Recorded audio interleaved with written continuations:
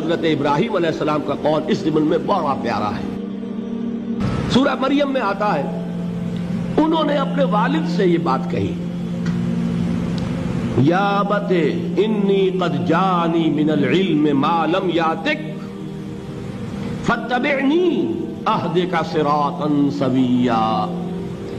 ابا جان میرے پاس وہ علم آیا ہے جو آپ کے پاس نہیں آیا تھا، لہذا آپ میری پیروی کیجئے، میں آپ کو راستہ بتاؤں گا، سیدھا راستہ کون سا ہے. اب دیکھیے یہ بات کو میں اور واضح کرنے کے لیے کہہ رہا ہوں کہ بظاہر یہ کہا جا سکتا ہے کہ یہ الٹی گنگا بہ رہی ہے، بیٹا باپ سے کہہ رہا ہے. باپ کہہ سکتا ہے کہ میں نے یہ بال اپنے دھوپ میں سفید نہیں کیے، تم کل کے بچے میرے ہاتھوں پلے پڑھے، تم میرے بیٹے ہو، میں تمہارا باپ ہوں، تم مجھ سے تقاضا کر رہے ہو تو میں تمہاری پیروی کروں.